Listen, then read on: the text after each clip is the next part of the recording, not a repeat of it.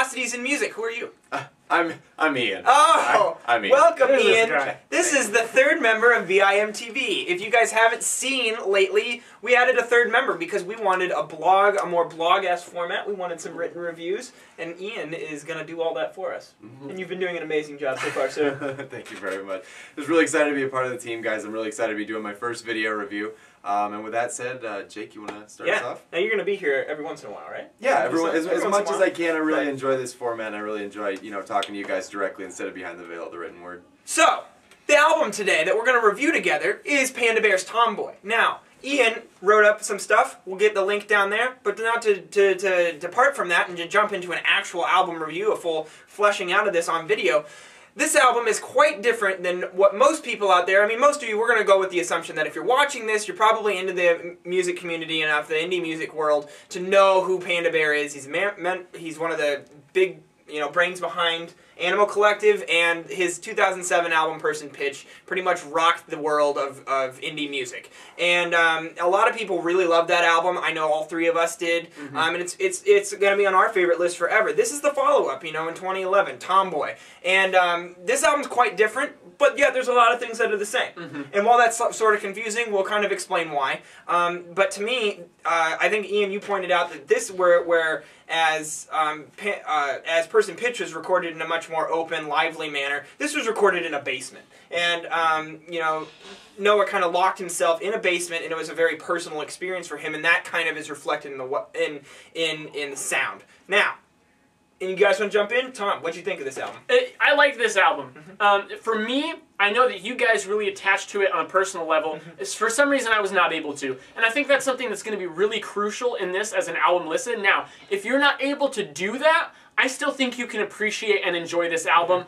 Mainly just because the production and the songwriting is brilliant. And I don't think there's any really way around that. I think if you find it boring, if you don't like it, at first, then it's probably because you can't attach to it emotionally. And that's understandable. But really, once you start thinking about what Panda Bear is doing here, there's no way around that the guy knows his shit. I mean, really, very much so. But at the same time, it's very different compared to Person Pitch, as Jake said, in the way that Person Pitch was a lot of samples, a lot of kind of like Beach Boys-esque, like the experimental side of Beach Boys type production, very washy, reverbed out, like you were listening to things through some kind of film, not as in movie, but like actual like veil almost.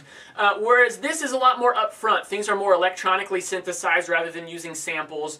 There are some real instruments on here, but it's more rhythm-centered. Yes, yeah, absolutely. But there's definitely a lot more low end. Whereas Person Pitch was all like that mid-range of the spectrum, very washy and strange. And so to me, that says that this Tomboy as an album is a logical progression in Panda Bear's sound. He's changing things up in a way, but not so much that it's going to completely throw people off. I mean, the vocal style, the kinds of vocal layers he's doing and production on the vocals and melodies that he's writing, pretty similar to Person Pitch, but mainly it's the backdrop and the album structure with 11 tracks instead of, what, like 7, that take this into a much different territory. Absolutely. I think the really important part about, the really important thing about Tomboy is that you have to understand the backstory. I think in my first Friday update, I mentioned the fact that, as Jake mentioned, the difference in recording locations, and I think that's really important because I think what this ultimately is a portrait, this fantastically articulated portrait of a guy in conflict with himself, in every sense of the word. In a recent NPR interview, he actually mentioned that the reason he named it Tomboy is because he felt like a lot of the tracks were in conflict with themselves, and so he looked at the tomboy figure, a masculine personality battling, feminine or societal ideals of femininity, as someone who's in conflict with themselves, and that's really what this album is about. Because Noah Lennox, the frontman for Animal Collective, this big celebratory group with these amazing warm wash sounds and just big jubilant tunes, is locked in a basement. He's locked in a basement. He's at war with himself. He wants to be upstairs in his apartment with his family, and instead he's in this big corporate office building with one light source recording this thing. And so I think that comes out in every single song. There's a real determination. There's a personal resolve. There's just and that's Tom, you mentioned the personal connection. That's something that I really connected to. And Jake will mention that too. Is that this is really Noah Lennox fighting with himself, getting in tune with himself, and sharing that with us. Right. Whether that's what he meant to do or not is irrelevant. It's immaterial, because what he created, at least to me, I'm definitely going to give this a superfluously high score, is this incredible personal existentialist portrait of Noah Lennox himself, and it's a ride I enjoyed very much. Yeah. I listened to this album a crap ton of times, like over 10 times in a 2-week period. And when you're reviewing 10 albums in a 2-week period and you're able to listen to an album 10 times, that's a lot.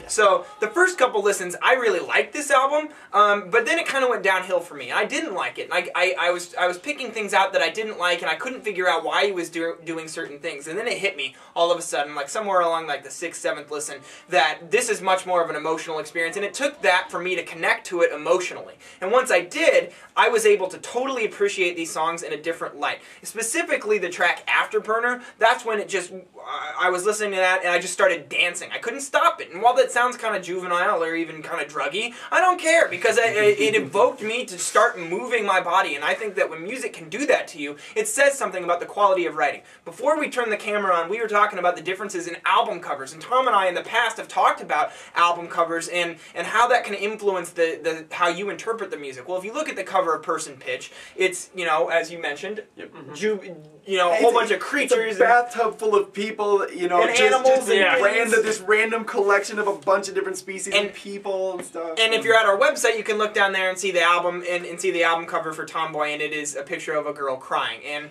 it's very plain, it's very straightforward, and I think that kind of shows the differences, while similar in sound, because it's still Panda Bear, the different attitudes driving this music. And it really just comes down to, do you attach to it, or are you able to attach to it, and which you prefer. It's going to be polarizing. A lot of other reviewers out there, for those of you guys who are avid music critic followers, you're gonna see that there's a lot of different scores in this album. Some really high, some really low. And we're trying to reflect that all in one review, so I think that's kind of a unique thing. Personally, guys, I love this album. I'm not completely sold on everything yet. There's a couple moments in there where I'm kind of like, I'm not going to really worry about describing those. I'm just going to give it a 90.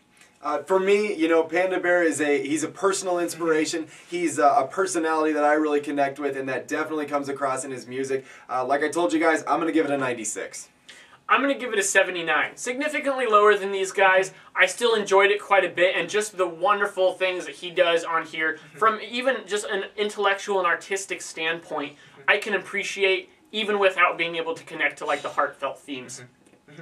And that's about it. So what do you guys think? Did you like Tomboy? Which album do you prefer? Now, obviously, I want you guys to know and give this disclaimer. Our scores do not really reflect in comparison to Person Pitch. This is about this album, Tomboy, compared to other albums being released in this same time period. So in the last year, how this album compares and what we think it'll compare going forward in 2011. So what did you guys think? Love it? Hate it? Why? www.velocitiesandmusic.com, youtube.com/velocitiesandmusic, Ian's blog / written review pages, our Tumblr page, VIMTV.tumblr.com. Follow us on Twitter, friend us on Facebook, do all those things. I'm Jake. I'm Tom. I'm Ian. And we are VIMTV, moving music critique forward.